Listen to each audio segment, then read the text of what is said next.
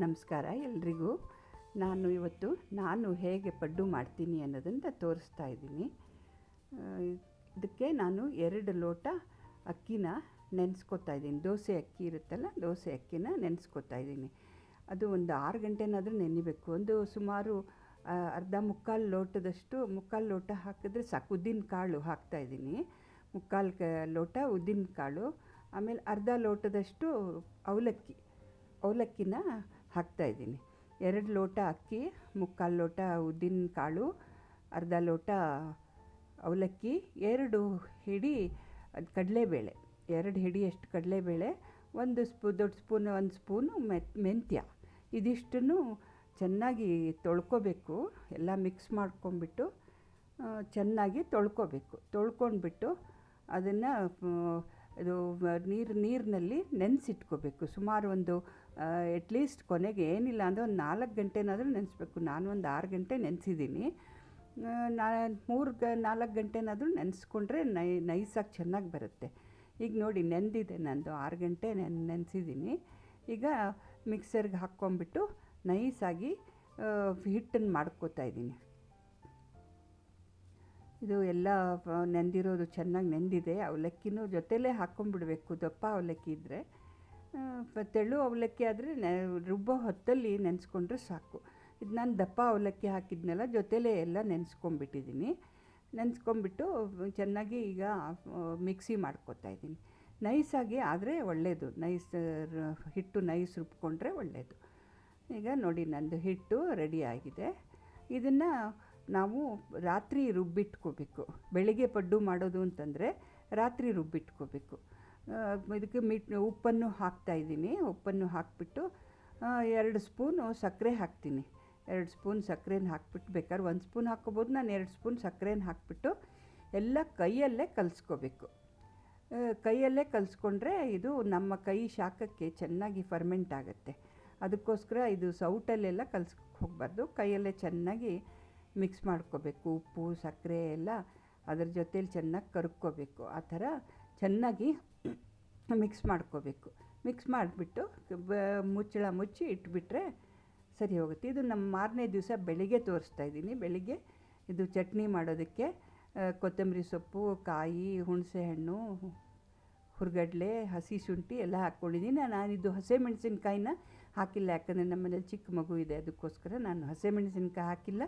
ನಿಮಗೆ ಎಷ್ಟು ಖಾರಕ್ಕೆ ಎಷ್ಟು ಹಸಿಮೆಣಸಿನ್ಕಾಯಿ ಬೇಕು ಅಷ್ಟು ಹಸಿಮೆಣಸಿನ್ಕಾಯಿನ ಹಾಕಿಬಿಟ್ಟು ಚಟ್ನಿ ಮಾಡ್ಕೋಬೇಕು.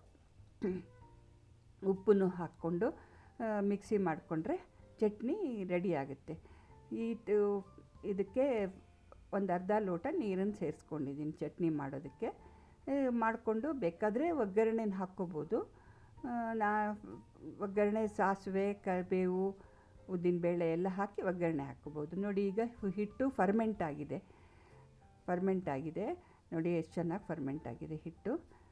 ಈಗ ನಾವು ಇದಕ್ಕೆ ಚೆನ್ನಾಗಿ ಕಲಿಸ್ಕೋಬೇಕು. ಫರ್ಮೆಂಟ್ ಆಗಿರೋ ಹಿಟ್ಟನ್ನು ಚೆನ್ನಾಗಿ ಕಲಿಸ್ಕೋಬೇಕು. ಇದಕ್ಕೆ ನಾನು 2 ಕ್ಯಾರೆಟನ್ನು ತುರಿದಿಟ್ಕೊಂಡಿದ್ದೀನಿ, 2 ಈರುಳ್ಳಿನ ಕಟ್ ಮಾಡಿ ಇಟ್ಕೊಂಡಿದ್ದೀನಿ, ಒಂದಷ್ಟು ಕೊತ್ತಂಬರಿ ಸೊಪ್ಪನ್ನು ತೊಳೆದು ಚೆನ್ನಾಗಿ ಕಟ್ ಮಾಡಿ ಇಟ್ಕೊಂಡಿದ್ದೀನಿ. ಕ್ಯಾರೆಟನ್ನು ಚೆನ್ನಾಗಿ ತೊಳೆದ್ಬಿಟ್ಟು ಸಿಪ್ಪೆಯನ್ನು ತೆಗೆದುಬಿಟ್ಟು ಅದನ್ನು ತುಪ್ಪ 2 ಸ್ಪೂನ್ ತುಪ್ಪ ಹಾಕ್ಕೋಬೇಕು.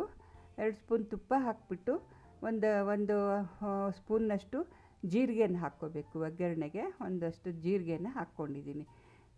ಜೀರಿಗೆನ ಹಾಕ್ಕೊಂಡು ಆಮೇಲೆ ಈರುಳ್ಳಿ, ಕ್ಯಾರೆಟು ಸಣ್ಣ ಬೆಂಕಿ ಮೇಲೆ ಈರುಳ್ಳಿನೂ ಹಾಕ್ಕೋಬೇಕು. ಈರುಳ್ಳಿ ಆಮೇಲೆ ಅದನ್ನು ಇದು ಮಾಡ್ಕೊಂಡು ಸ್ವಲ್ಪ ಕೈ ಆಡಿಸ್ಬಿಟ್ಟು ಅದಕ್ಕೆ ಮತ್ತೆ ಕ್ಯಾರೆಟನ್ನು ಹಾಕ್ಕೋಬೇಕು. ಇದು ಅದಕ್ಕೆ ಹಸಿ ಪರಿಮಳ ಇರುತ್ತಲ್ಲ, ಆ ಹಸಿ ಪರಿಮಳ ಹೋಗಿ ಅದು ಸ್ವಲ್ಪ ಅರ್ಧ ಹುರಿದಂಗೆ ಆಗಬೇಕು. ಆ ಥರ ಹುರ್ಕೋಬೇಕು. ತುಂಬ ಏನು ಬೇಯಿಸ್ಕೋಬೇಕು ಅಂತಲ್ಲ, ಸುಮಾರು ಅದರ ಹಸಿ ವಾಸನೆ ಹೋಗಬೇಕು. ಆ ಥರ ಚೆನ್ನಾಗಿ ಕೈ ಆಡಿಸ್ಕೋಬೇಕು. ಇದಕ್ಕೆ ನಮಗೆ ಕ್ಯಾರೆಟ್ ಜೊತೆಯಲ್ಲಿ ಬೇರೆ ಯಾವ ವೆಜಿಟೇಬಲ್ಸ್ ಬೇಕಾದ್ರೂ, ಸೋರೆಕಾಯಿನೋ ಯಾವುದಾದ್ರೂ ಬೇಕಾದರೆ ತುರಿದ್ಬಿಟ್ಟು ಹಾಕ್ಕೋಬೋದು. ನಾನು ಬರೀ ಕ್ಯಾರೆಟನ್ನು ಹಾಕಿದ್ದೀನಿ.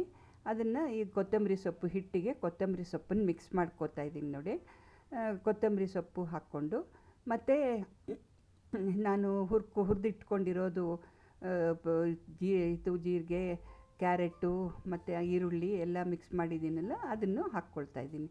ಅದನ್ನು ಹಾಕ್ಕೊಂಡು ಅದು ಹುರಿದಿದ್ದ ಬಾಣಲೆಯಲ್ಲಿ ಒಂದು 2 ಸ್ಪೂನ್ ನೀರನ್ನು ಹಾಕ್ಕೊಂಬಿಟ್ಟು ಅದಕ್ಕೆ ಮಿಕ್ಸ್ ಮಾಡ್ಕೊತಾಯಿದ್ದೀನಿ. ಒಂದು 2 ಸ್ಪೂನ್ ನೀರನ್ನು ಹಾಕಿಬಿಟ್ಟು ಆ ಹುರಿದಿರೋ ಬಾಣಲೆಯಲ್ಲಿ ತಾಗಿರುತ್ತಲ್ಲ ಸ್ವಲ್ಪ, ಅದನ್ನು ಅದಕ್ಕೆ ಹಾಕಿಬಿಟ್ಟು ಮಿಕ್ಸ್ ಮಾಡಿಕೊಂಡು ಎಲ್ಲ ಚೆನ್ನಾಗಿ ಕಲಿಸ್ಕೊತಾಯಿದ್ದೀನಿ. ಕಲಿಸ್ಕೊಂಬಿಟ್ಟು ಉಪ್ಪನ್ನು ಮುಂಚಿನ ದಿವಸನೇ ಹಾಕಿಟ್ಟಿದ್ನಲ್ಲ, ಹಾಗಾಗಿ ಉಪ್ಪನ್ನು ಹಾಕಬೇಕಾಗಿಲ್ಲ. ಇದು ಇದು ಬಾಣಲೆಯಲ್ಲಿ ತೊಳೆದಿರೋ ನೀರನ್ನು ಹಾಕಿದ್ದೀನಿ. 2 ಸ್ಪೂನ್ ನೀರು ಹಾಕಿದ್ದೀನಿ ಅಷ್ಟೇನೆ, ತೊಳ್ಕೊಂಡು ಹುರ್ಕೊಂಡಿರೋ ಬಾಣಲೆಯಲ್ಲಿ. ಈಗ ನಾನು ಸ್ವಲ್ಪ ಜಾಸ್ತಿ ತುಪ್ಪ ಹಾಕ್ತಾಯಿದ್ದೀನಿ.